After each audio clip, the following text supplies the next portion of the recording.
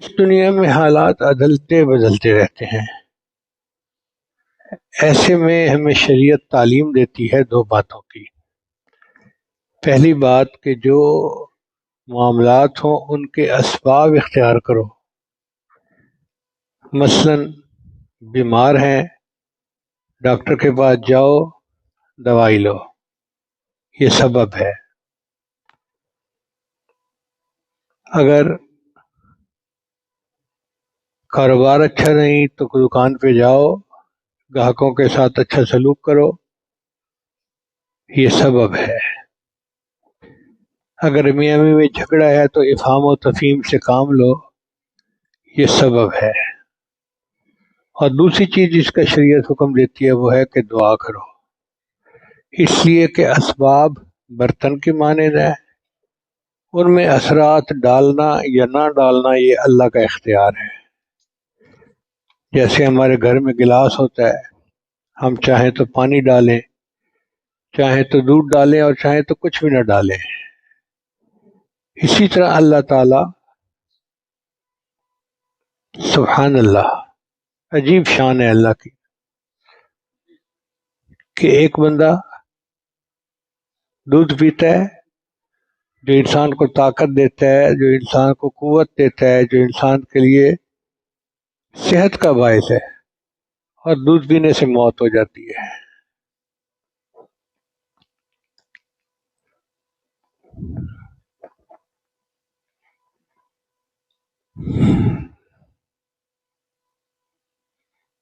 جب تک اللہ تعالیٰ نہ چاہے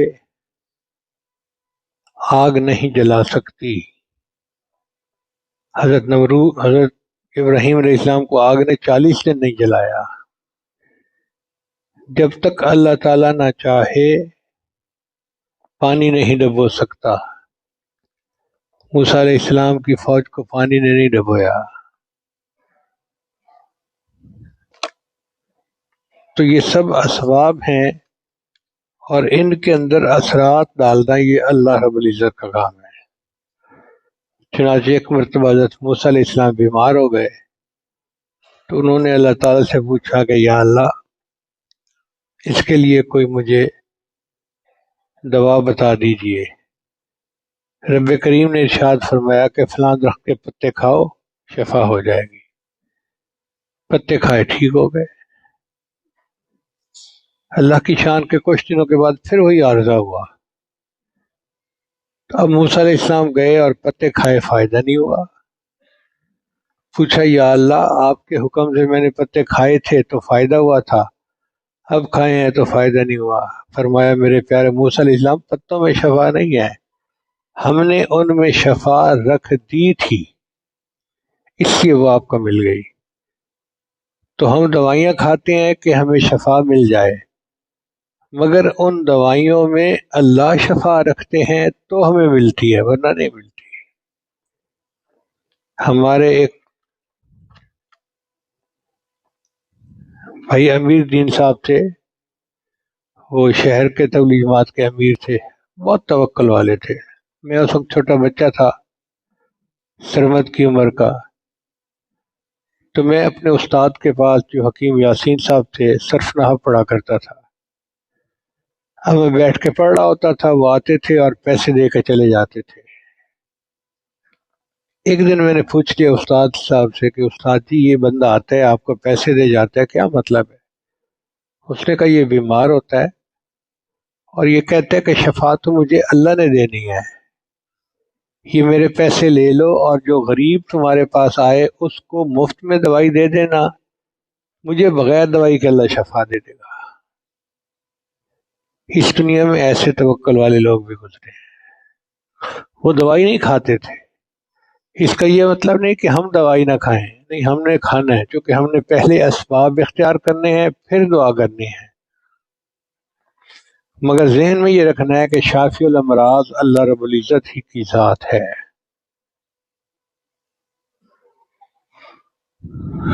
اللہ کی شان کے ہم بہت کوششیں کرتے ہیں۔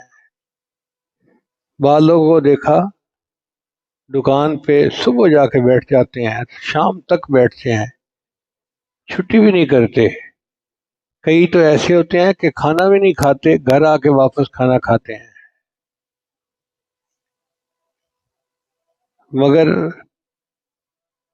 منافع نہیں ہوتا۔ کیوں؟ وہ کوششیں تو کر رہے ہیں مگر اللہ سے دعا نہیں مانگ رہے جس نے اس کے اندر منافع ڈالنا ہے۔ یہ گاہکوں کا دل کون متوجہ کرتا ہے؟ اللہ متوجہ کرتے ہیں۔ ایک ماں کے دو بیٹے تھے، وہ گھر میں کوئی چنا چاٹ بناتی تھی، دونوں کے لیے ایک جیسی۔ ایک بھائی جاتا تھا تو شام کو بہت پروفٹ لے کے آتا تھا اور دوسرے کا مال بکتا ہی نہیں تھا۔ بنانے والی بھی ایک ماں ہے، ایک ہاتھ سے بنے ہیں، ایک ذائقہ، ہر چیز ایک کو گاہک بہت آتے ہیں، دوسرے کو آتے ہی نہیں۔ یہ کون بھیجتا ہے؟ اللہ بھیجتا ہے۔ اب ہم سمجھتے ہیں کہ جی ہم محنت کریں گے تو گاہک زیادہ آئیں گے۔ بھئی ہماری محنت ایک حد تک ہوتی ہے، اثرات اس کے اندر اللہ رب العزت ڈالتے ہیں۔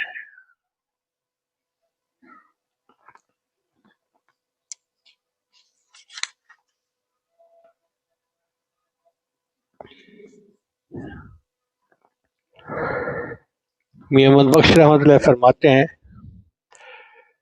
مالی دا کم پھل پانی دینا تے بھر بھر مشکاں پاوے۔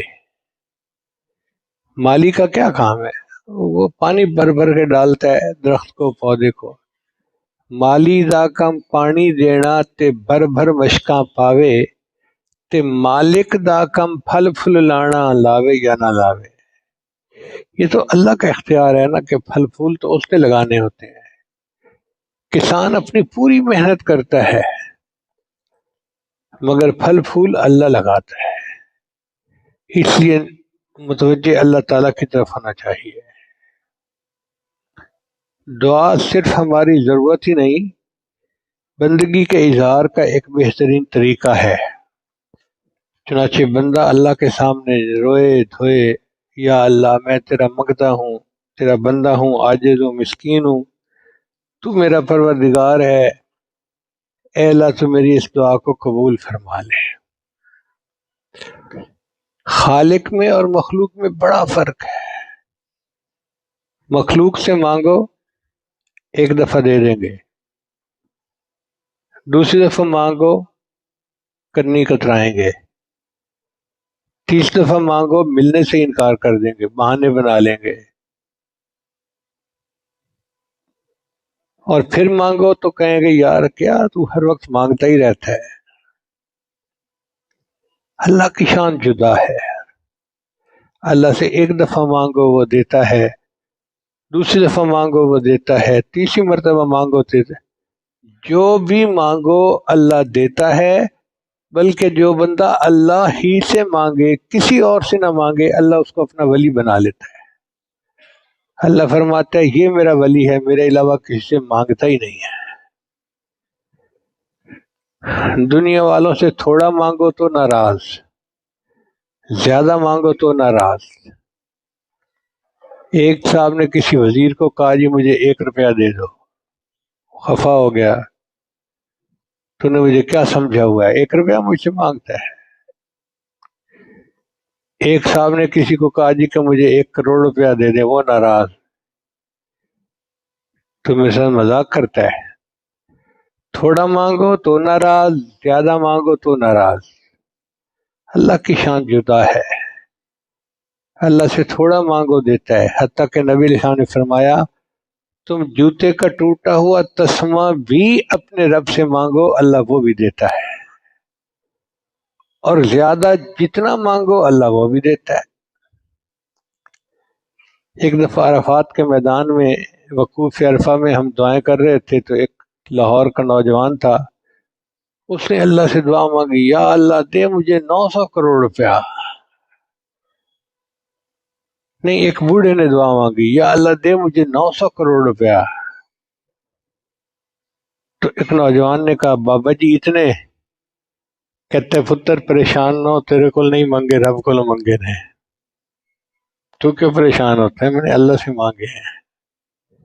تو اللہ سے مانگو، جتنے مانگو اس کے خزانے اتنے بڑے ہیں کہ اگر ساری مخلوق اکٹھی ہو جائے، انسان اور جن، آدم علیہ السلام سے لے کر قیامت تک آنے والا آخری انسان، بچے بوڑھے، اور سب اپنی مرضی کی اللہ سے دعا مانگے، اللہ اس پر قادر ہے ان سب کو عطا کر دے۔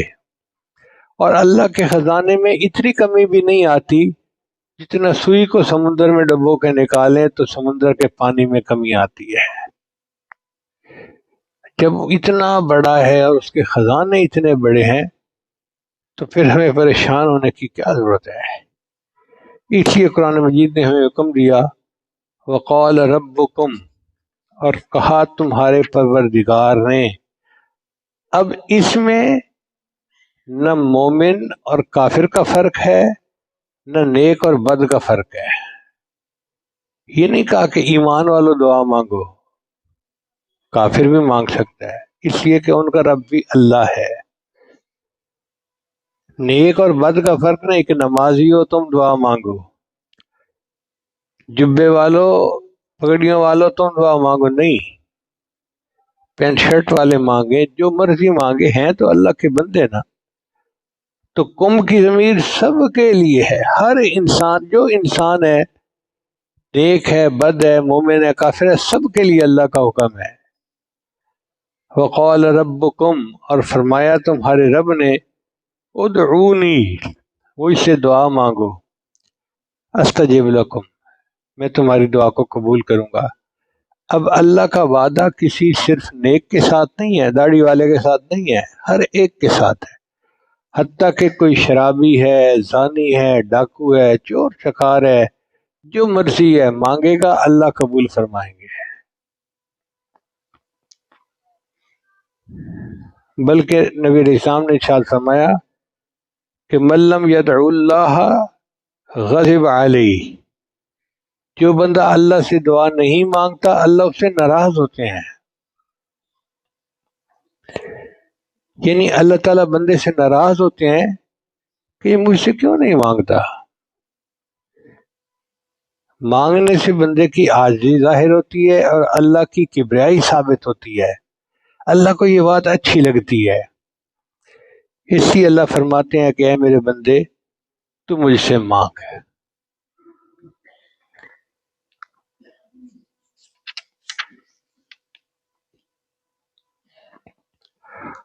آپ غور کیجئے کہ آدم علیہ السلام نے اللہ کو پکارا،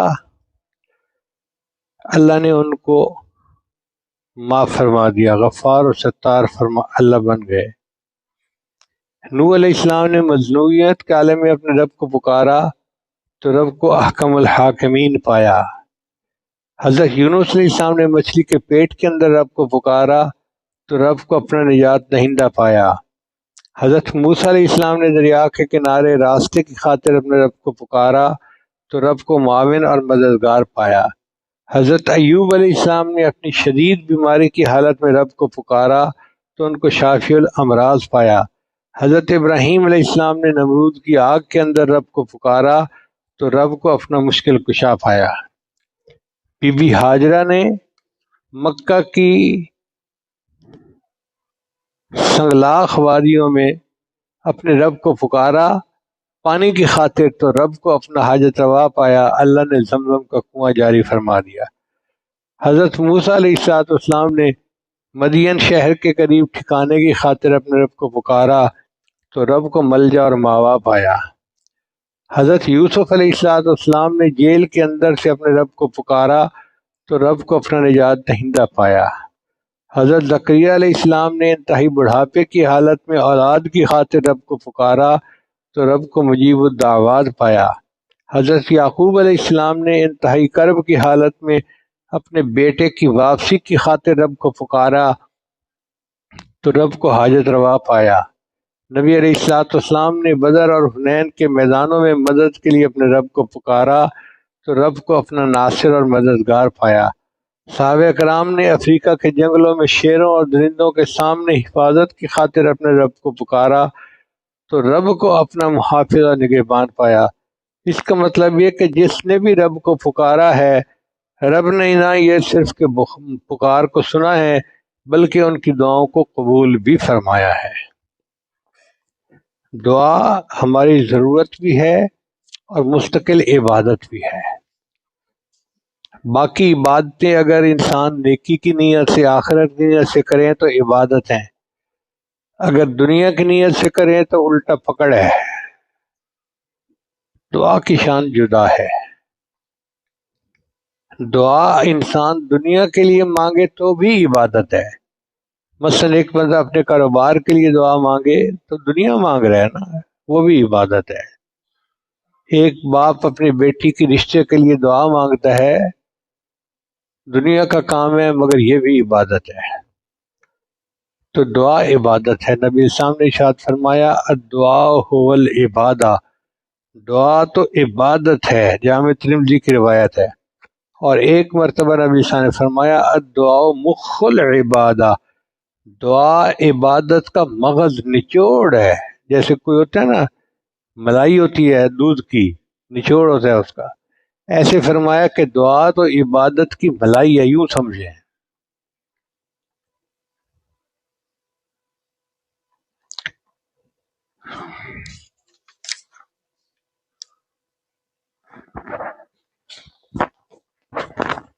ایک بات اور سمجھیے دعا کی اہمیت کے لیے،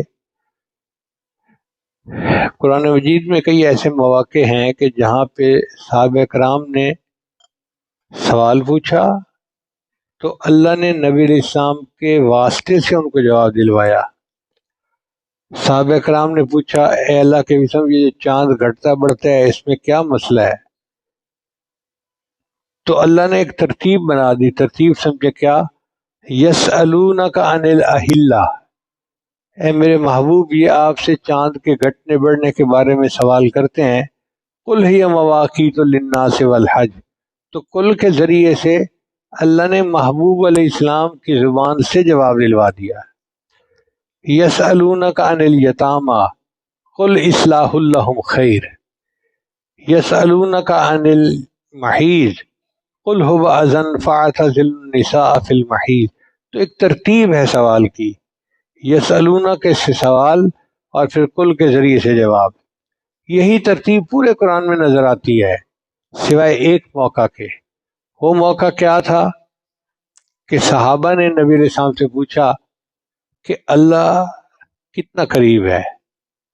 اللہ فرماتے ہیں وَإِذَا سَأَلَكَ عِبَادِي أَنِّي، اور جب آپ سے میرے بندے میرے بارے میں پوچھیں فَإِنِّي قریب، میں تو بالکل قریب ہوں۔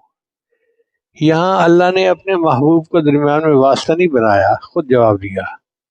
اب بتائیے کہ وہ اللہ بندے سے کتنا قریب ہے جو خود جواب دے رہا ہے کہ میرے بندے میرے بارے میں پوچھتے ہیں، میرے محبوب میں ان کے بہت قریب ہوں، میں تو ان کی شہ رگ سے بھی زیادہ ان کے قریب ہوں۔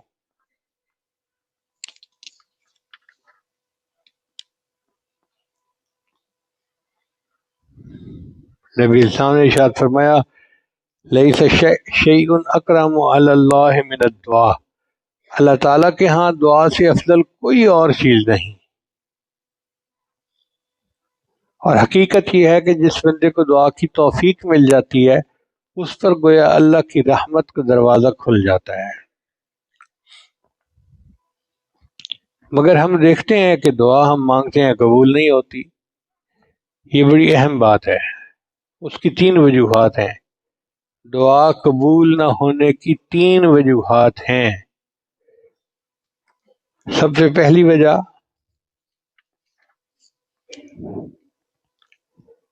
کہ بندہ جلد بازی کرتا ہے، دعا مانگتا ہے اور دوسرے دن کہتا ہے جی میری تو دعا قبول نہیں ہوئی۔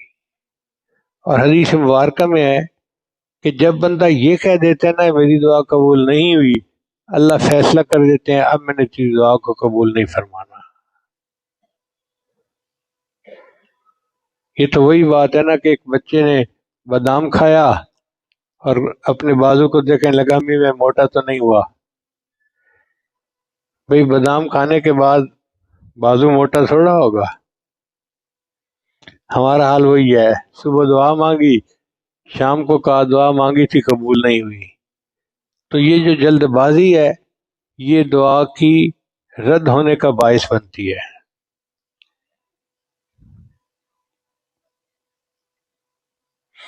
اللہ تعالیٰ کئی مرتبہ بندے کو دیکھتے ہیں کہ یہ میرا کچا بندہ ہے یا پکا بندہ ہے. ہم بازار جاتے ہیں نا تو برتن خریدتے ہیں، ٹھوک پہ جا کے دیکھتے ہیں کچا یا پکا. اللہ بھی ایسے ہی اپنے بندے کو دیکھتا ہے کچا یا پکا. تو ایک آدھ دفعہ دعا مانگتا ہے تو اللہ قبول نہیں کرتے، وہ پھر دیکھتے ہیں کہ اچھا پھر مانگتا ہے کہ نہیں مانگتا. اگر ایک آدھ دفعہ مانگ کے چھوڑ دے تو ٹھیک ہے، جاؤ بھائی اپنے گھر، چھٹی. اور جو لگا رہتا ہے مانگتا رہتا ہے تو پھر اللہ تعالیٰ مہربانی فرما دیتے ہیں.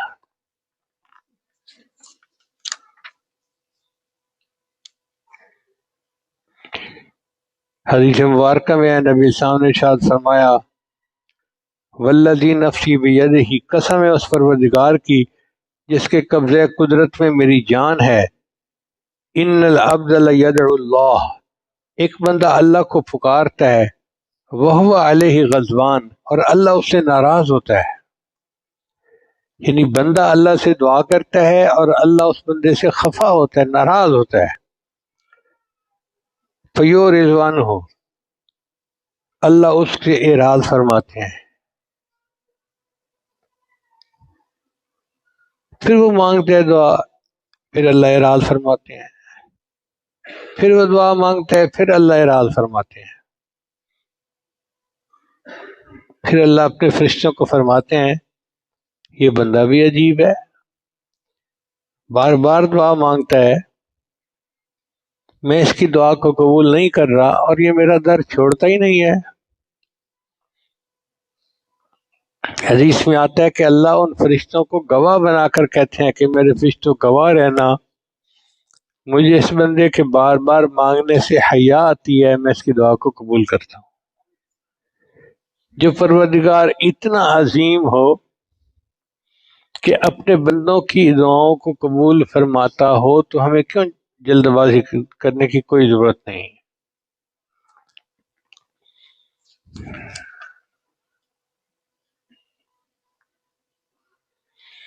اور سچی بات تو یہ ہے کہ ہم اللہ کا در چھوڑ کے جائیں کہاں، ہمارے پاس تو کوئی اور در ہی نہیں. ایک ہوتا ہے روٹی کا سوال کرنے والا، ایک دروازے سے نہ ملے وہ دوسرے پہ چلا جاتا ہے، دوسرے نہ ملے تیسرے پہ چلا جاتا ہے، تیسرے سے نہ ملے اس کے پاس 100 دروازے ہیں، وہ جہاں چاہے چلا جائے. ہمارا مسئلہ جدا ہے، ہمارے پاس تو در ہی ایک ہے، ہم اس کو چھوڑ کے کہاں جا سکتے ہیں. کہتے ہیں کہ ایک نابینا فقیر تھا، مانگتا مانگتا جا رہا تھا، ایک بڑا دروازہ آیا، اس نے بڑی صدا لگائی، کوئی آگے سے جواب نہیں کہ معاف کر دو یا چلے جاؤ. کہنے لگا یہ کس کا دروازہ ہے جو آگے سے کوئی جواب ہی نہیں دیتا. تو ایک بچے نے کہا بابا یہ تو مسجد کا دروازہ ہے.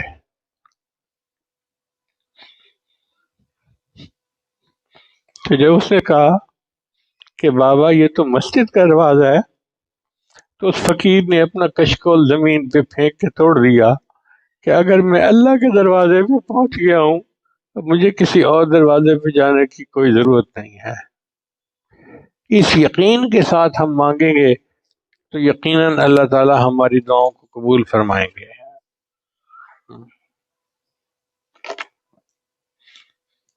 کتابوں میں ایک واقعہ لکھا ہے کہ ایک بزرگ تھے،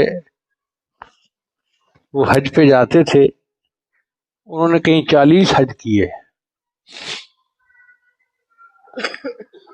اور جب وہ احرام باندھ کے لبیک پڑھتے تو جواب آتا لا لبیک. ایک دفعہ بیٹا بھی ساتھ تھا،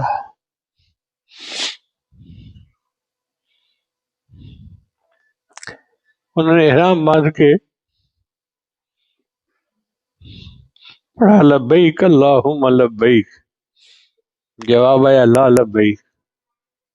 بیٹے نے بھی سن لیا، بیٹے نے کہا ابو واپس چلیں، جب لبیک قبول نہیں تو پھر اب آگے جانے کا کیا فائدہ؟ باپ نے کہا بیٹا تم نے تو ابھی ایک دفعہ سنا ہے،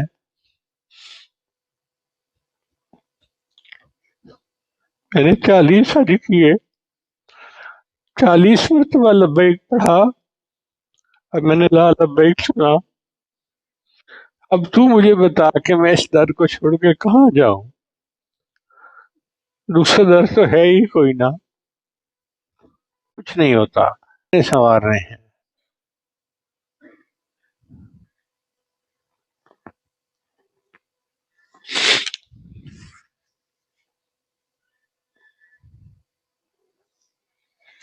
وہ ایک سجدہ جسے تو گراں سمجھتا ہے، 1000 سجدوں سے دیتا ہے آدمی کو نجات۔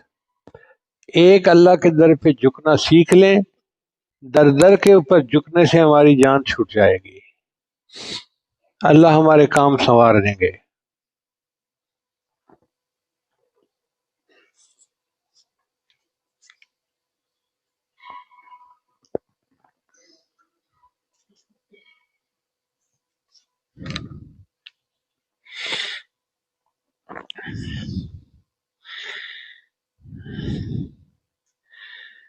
جب ہم نے لا الہ الا اللہ پڑھ لیا تو اپنے رب کے ساتھ ایک پکا تعلق جوڑ لیا، اب ہم بندے ہیں اور وہ ہمارا رب ہے، اس نے ہماری ضروریات کو پورا کرنا ہے۔ جیسے بچہ ہوتا ہے نا، ذرا کچھ ہوتا ہے تو اماں اماں پکارتا ہے، ماما ماما، اور ماں بھاگتی ہے، اس لیے کہ وہ سمجھتی ہے کہ یہ میرا بیٹا ہے اور اس کی ضرورت کو پورا کرنا میری ذمہ داری ہے۔ وہ یہ نہیں کہتی میں کھانا کھا رہی ہوں، میں سو رہی ہوں، میں آرام کر رہی ہوں، میں مصروف ہوں، سب کچھ چھوڑ چھاڑ کے وہ آ جاتی ہے۔ تو ماں تو مربیہ ہے چھوٹی، اصل رب تو اللہ ہے اور ہم بندے ہیں۔ جب ہم رب رب کہتے ہیں تو اللہ تعالی کی رحمت جوش میں آ جاتی ہے کہ میرے بندے نے مجھے پکارا، اللہ تعالیٰ متوجہ ہو جاتے ہیں۔ اب ہمیں چاہیے کہ ہم اپنے دلوں کو پاک صاف کریں اور اللہ کو پکاریں، کیونکہ جب دل میں کسی غیر کی محبت ہوتی ہے پھر اللہ دعا قبول نہیں کرتے۔ حدیث مبارکہ میں آتا ہے حضرت موسیٰ علیہ السلام جا رہے تھے، انہوں نے ایک چرواہے کو دیکھا کہ وہ رو رو کے دعا کر رہا ہے، تو انہوں نے کہا یا اللہ تیرا بندہ اتنا رو رو کے تو اس سے دعا مانگ رہا ہے، آپ اس کی دعا کو قبول کیوں نہیں فرما لیتے؟ اللہ نے فرمایا رو رو کے مانگ تو رہا ہے مگر اس کے دل میں تو کوئی اور بیٹھا ہوا ہے، کسی غیر کی محبت ہے۔ تو موسیٰ علیہ السلام نے آ کے اس کو بتایا کہ بھئی تیرا دل کسی غیر میں اٹکا ہوا ہے، جب تک اس کو غیر کی محبت سے خالی نہیں کرے گا دعا قبول نہیں ہوگی۔ اس نے توبہ کی نیت کی، اللہ نے دعا کو قبول فرما لیا۔ تو ہم بھی اسی طرح اپنے دل کو ہر طرف سے خالی کر کے اللہ کے لیے متوجہ کر دیں۔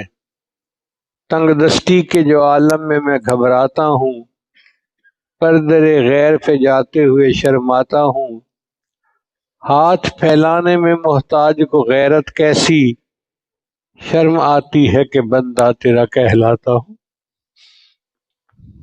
اے اللہ میں بندہ آپ کا ہوں اور جاؤں کسی غیر کے در پہ، بس مجھے شرم آتی ہے، میں ایسا نہیں کر سکتا، بس تو ہی میرے اوپر احسان فرما اور میری دعاؤں کو قبول فرما۔ دعائیں قبول ہونے کی دوسری وجہ یہ ہوتی ہے کہ ہم دعا تو مانگتے ہیں، یقین نہیں ہوتا قبول ہوگی یا نہیں ہوگی، دل میں یقین ہوتے ہیں ہم، اور اللہ کے ہاں قانون یہ ہے کہ اللہ بندے کے گمان کے مطابق فیصلہ فرماتے ہیں۔ حدیث قدسی ہے انا عند ظن عبدی بی، میں بندے کے ساتھ اس کے گمان کے مطابق معاملہ کرتا ہوں۔ تو جب ہمارا اپنا ہی گمان ہے کہ پتہ نہیں دعا قبول ہوتی ہے یا نہیں ہوتی، تو ہمیں تو ہماری دعا قبول کیا ہوگی؟ یہ ذہن میں نہ رکھیں جی کہ ہم نیک نہیں ہیں، ہم تو گناہ گار ہیں، ہماری دعا قبول نہیں ہوگی۔ اللہ نے تو شیطان کی دعا کو قبول کر لیا۔ قرآن مجید میں ہے کہ جب شیطان کو اللہ نے اپنے دربار سے رد فرمایا تو حکم ہوا فخرج منہا فإنک رجیم، تو میرے دربار سے نکل جا، تو مردود ہے۔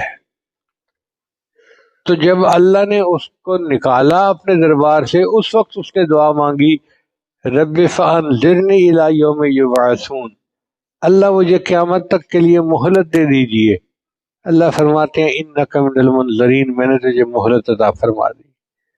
تو جو پروردگار شیطان کی دعا کو قبول کر سکتا ہے، وہ ہماری دعا کو قبول کیوں نہیں کر سکتا؟ اللہ نے تو فرعون کی دعا کو قبول کر لیا۔ کتابوں میں لکھا ہے کہ ایک دفعہ مصر میں بارشیں بند ہو گئیں، قحط سالی تھی، دریا نیل کا پانی بھی بند ہو گیا۔ تو کچھ لوگ مل کے آئے اور انہوں نے فرعون کو کہا کہ آپ تو خدائی کا دعویٰ کرتے ہیں، آپ بارش برسائیں تاکہ ہماری کھیتیاں ہو جائیں۔ تو فرعون نے وعدہ کر لیا کہ کل بارش ہو جائے گی۔ جب لوگ چلے گئے تو اس نے سوچا کہ بھئی بارش تو اللہ نے برسانی ہے، میں تو ایک جھوٹا دعویٰ کر رہا ہوں۔ تو کتابوں میں لکھا ہے کہ رات کے اندھیرے میں وہ نکل گیا محل سے، اور ویرانے میں ایک جگہ جا کے اس نے کہا کہ یا اللہ، اصل مالک خالق تو ہے، میں تو تیرا ایک بندہ ہوں، میں بارش نہیں برسا سکتا، تو برسا دے تاکہ قحط ختم ہو جائے۔ کتابوں میں لکھا ہے اللہ نے اس کی دعا کو قبول کر کے بارش برسا دی اور اس کا وعدہ پورا ہو گیا۔ تو جو پروردگار شیطان کی دعا کو قبول کرتا ہے، فرعون کی دعا کو قبول کرتا ہے، تو ہماری دعا کیوں نہیں قبول کرے گا؟ ہم ہیں گناہ گار ہیں، توبہ کرنی چاہیے، مگر یقین کے ساتھ مانگنی چاہیے دعا، کہ ہم مانگ رہے ہیں، جب اللہ نے توفیق دے دی تو دینا تھا تو توفیق دی، اگر اللہ نے نہ دینا ہوتا تو توفیق ہی نہ دیتا۔ شیطان کے دھوکے میں نہیں آنا چاہیے کہ یہ تو فلاں ہے اور فلاں ہے، تیری دعا کیسے قبول ہو سکتی ہے؟ یقیناً دعا قبول ہو سکتی ہے، اللہ کا وعدہ ہے اور اللہ اپنے وعدے میں سچے ہیں۔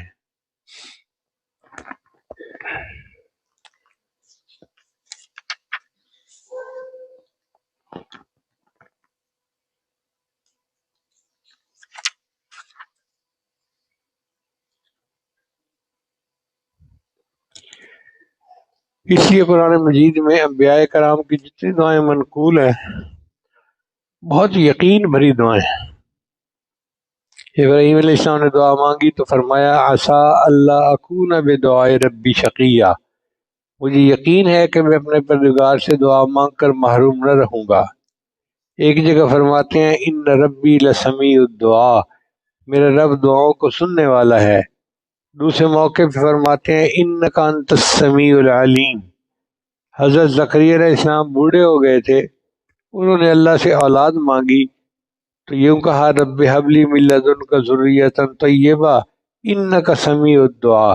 ایسا یقین ٹپکتا ہے ان دعاؤں سے جس کی وجہ سے یہ دعائیں اللہ نے قبول فرما دی۔ تو یقین ہونا چاہیے کہ دعا قبول ہوگی۔ ہم سے تو چھوٹا بچہ اچھا، بچوں کو یقین ہوتا ہے۔ ایک علاقے میں قحط سالی تھی تو اعلان ہوا کہ بھئی نماز استسقاء کے لیے آ جاؤ، یہ نماز پڑھتے ہیں نا بارش کے لیے۔ تو سب لوگ بارش کے لیے اپنے شہر سے باہر نکلے تو ایک بچہ چھتری لے کے جا رہا تھا۔ تو کسی نے پوچھا کہ بھئی چھتری کیوں لے کے جا رہے ہو؟ کہنے لگا ہم نے دعا مانگنی ہے تو بارش ہو جانی ہے، تو واپسی میں چھتری کی ضرورت پڑے گی۔ یعنی ایک چھوٹے بچے کو اتنا یقین تھا کہ ہم دعا مانگنے جا رہے ہیں، بارش ہوگی تو ہم دعا مانگنے کے بعد پھر چھتری لے کے واپس آئیں گے۔ دعا قبول نہ ہونے کی تیسری وجہ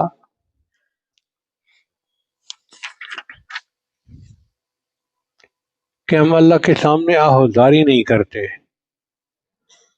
چنانچہ دیکھیں ہم دعا مانگتے ہیں جس طرح صبح ایک افسر آ کے اپنے دفتر میں کام میں لگاتے ہیں نا، الیکٹریشین کو کہتے ہیں تم یہ کر دینا، پلمبر کو کہتے ہیں تم یہ کر دینا، فلاں کو کہتے ہیں تم یہ کر دینا، ڈرائیور کو کہتے ہیں تم یہ کر دیں، کام ذمہ لگاتا ہے۔ ہم دعا اس طرح سے مانگتے ہیں، اللہ میری بیٹی کا رشتہ آ جائے، میرا بیٹا پاس ہو جائے، جاب مل جائے میرے بیٹے کو، فلاں ہو جائے۔ بھئی اللہ کو کام ذمہ نہ لگاؤ، اللہ سے دعا مانگو۔ دعا مانگنا اور ہوتا ہے، کام ذمہ لگانا اور ہوتا ہے۔ اس لیے دعا میں آہوزاری کرنا، رونا دھونا یہ مطلوب ہے۔ اللہ تعالیٰ فرماتے ہیں وَلَقَدْ أَرْسَلْنَا إِلَىٰ أُمَمٍ مِّن قَبْلِكَ فَأَخَذْنَاهُم بِالْبَأْسَاءِ وَالضَّرَّاءِ لَعَلَّهُمْ يَتَضَرَّعُونَ، اور تحقیق ہم نے آپ سے پہلی امتوں کی طرف رسول بھیجے، پھر ہم نے ان کو پکڑا تنگی اور بیماری کے ساتھ تاکہ وہ ہمارے سامنے گڑ گڑائیں۔ اب دیکھیں آج ہمارے ملک کے حالات بھی اسی طرح ہیں، تنگی اور تنگ دستی نے گھیرا ہوا ہے۔ اللہ چاہتے ہیں کہ میرے بندے گڑ گڑائے، لیکن ہم گڑ گڑا کے اللہ سے نہیں مانگتے، نعرے لگاتے ہیں اس کے خلاف اس کے خلاف، باتیں کرتے ہیں گھنٹوں، رب سے نہیں مانگتے جس نے حالات کو ٹھیک کرنا ہے۔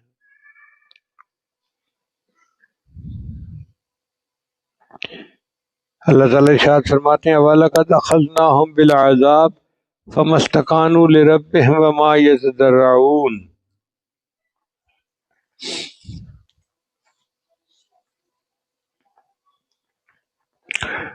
اور ہم نے ان کو عذاب میں گرفتار کیا، پس نہ تو انہوں نے رب کے سامنے عاجزی کی اور نہ ہی وہ گڑ گڑائے۔ یہ جو رونا اور گڑ گڑانا ہے یہ دعا کی اصل روح اور جان ہے۔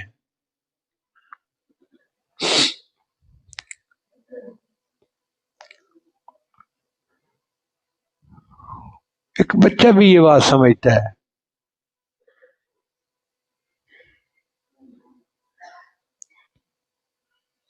ہمارے گھر میں ایک بچہ ہے محمد واسع، وہ چونکہ کثرت سے اللہ اللہ کہتا ہے تو میں اس کو پیار سے اللہ بندہ کہتا ہوں۔ اس کو بھی یہ راز پتہ ہے، وہ اپنی ماں سے کوئی چیز ایک دفعہ مانگتا ہے نا تو ماں کہتی ہے نہیں دینا، تو وہ رونا شروع کر دیتا ہے،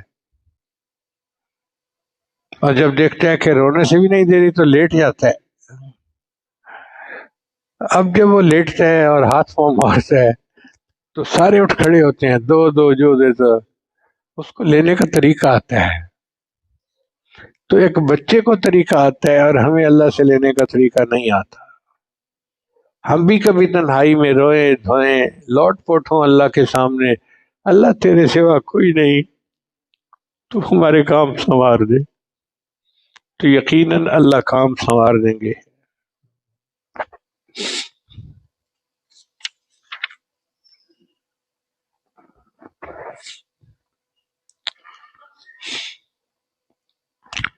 مانگنے کا طریقہ بھکاری سے سیکھیں۔ 1 روپیہ مانگنا ہوتا ہے،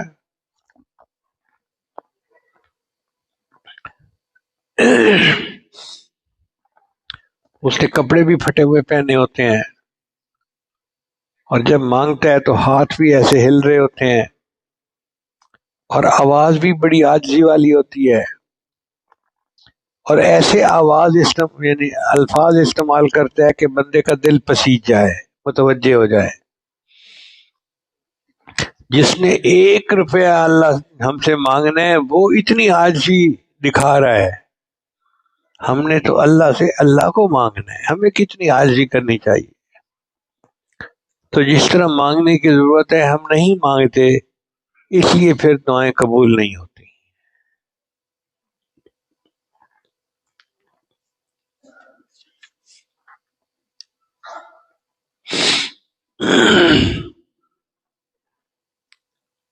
اللہ تعالیٰ نے ان آنسوؤں میں بڑی طاقت رکھی ہے۔ نبی اسلام نے ارشاد فرمایا کہ مومن کا ایک آنسو جہنم کی آگ کے سمندروں کو بجھا دیتا ہے۔ ایک آنسو جہنم کی آگ کے سمندر کو بجھا دیتا ہے، اتنی طاقت ہے آنسو میں۔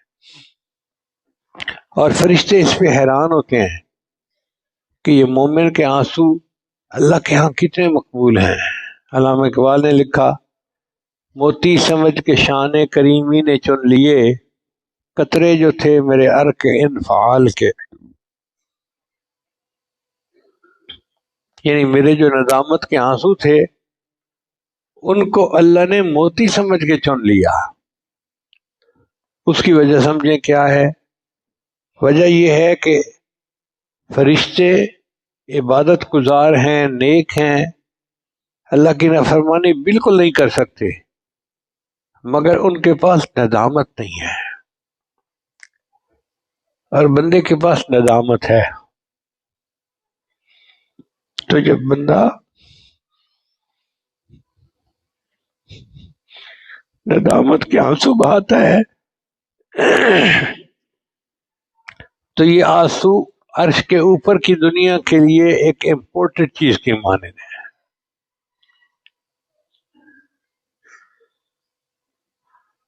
وہ اس کو لے کے جاتے ہیں اللہ کے حضور پیش کرنے کے لیے کہ یہ ایک نایاب چیز ہے، ہم اللہ کے حضور پیش کریں، اور اللہ اس بندے سے خوش ہوتے ہیں کہ میرے بندے نے آنسو بہائے، میں اس بندے کی مراد کو پورا کر دیتا ہوں۔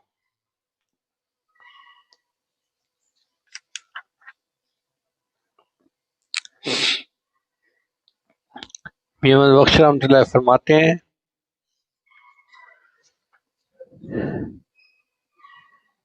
جیڑا لطف ہے رومن اندر وچ بیان نہ آوے،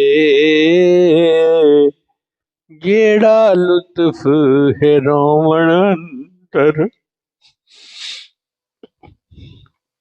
وچ بیان نہ آوے، رونا دل دی میل اتارے، نالے رٹھڑے یار مناوے، تے رب دی یاد چ روون والا کدی دوزخ وچ نہ جاوے۔ جو اللہ کی محبت میں روتا ہے، دعا مانگتے ہوئے روتا ہے، اللہ اس کو جہنم میں نہیں بھیجیں گے۔ رونے سے بات سنورتی ہے۔ کہتے ہیں کہ صلاح الدین ایوبی ایک دفعہ بڑا پریشان تھا، اسے اطلاع ملی کہ دشمن کے بحری بیڑے آ رہے ہیں، تو بیت المقدس کی حفاظت کے لیے وہ فکر مند تھا، تو رات آئی تو وہ بیت المقدس میں گیا، اور وہاں جا کے اس نے خوب رو کے اللہ سے دعا مانگی۔ جب فجر کی نماز پڑھ کے باہر نکلا تو اس کو ایک اللہ والا ملا جس کے چہرے پہ بڑا نور تھا، تو صلاح الدین ایوبی نے سوچا کہ میں اس سے دعا کرواتا ہوں۔ تو صلاح الدین ایوبی نے سلام کیا اور کہا کہ حضرت دعا کرو، مسلمانوں کے لیے مشکل وقت ہے اور دشمن کا بحری بیڑا آ رہا ہے۔ وہ بھی کوئی صاحب نظر تھے، انہوں نے سمجھ لیا، پہچان لیا، تو انہوں نے کہا صلاح الدین ایوبی، تیرے رات کے آنسوؤں نے دشمن کے بحری بیڑے کو ڈبو دیا۔ اور واقعی کچھ دنوں بعد خبر آئی کہ دشمن کا بحری بیڑا راستے میں ڈوب چکا تھا۔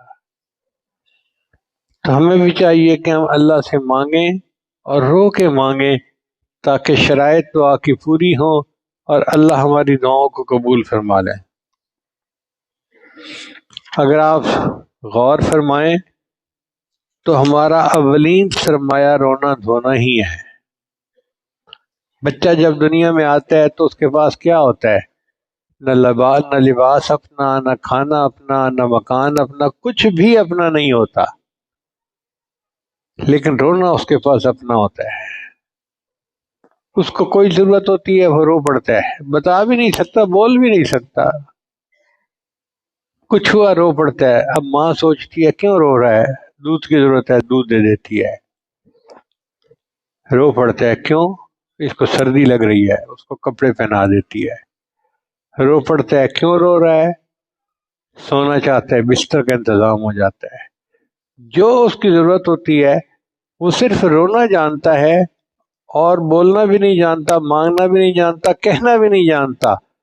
اس کے رونے سے اس کی ماں اس کی ہر ضرورت کو پورا کر دیتی ہے. یہاں سے علماء نے نقطہ نکالا کہ اے بندے، جب تو رونا جانتا تھا اللہ تیرے ہر کام کو پورا کر دیتے تھے.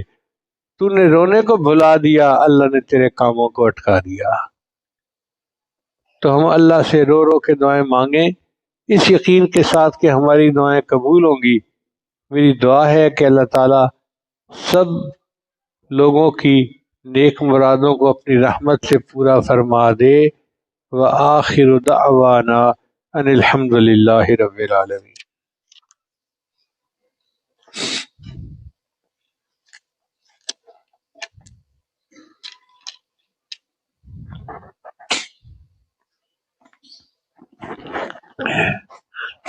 بہت سارے احباب دور قریب سے بیعت کی نیت سے آتے ہیں تو توبہ کے کلمات پڑھ لیجئے.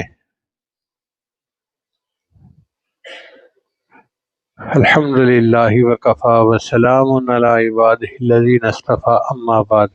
جو کلمات اب میں پڑھوں پیچھے پیچھے پڑھتے جائیے. بسم اللہ الرحمن الرحیم. لا الہ الا اللہ محمد الرسول اللہ. آمنت باللہ وملائکتہ وکتبہ ورسلہ والیوم الآخر والقدر خیرہ وشرہ من اللہ تعالی والبعث بعد الموت. آمنت باللہ کما ہوا باسمائہ وصفاتہ وقبلت جمیع احکامہ اقرارا باللسان وتصدیق بالقلب. اشہد ان لا الہ الا اللہ واشہد ان محمدا عبدہ ورسولہ. استغفر اللہ ربی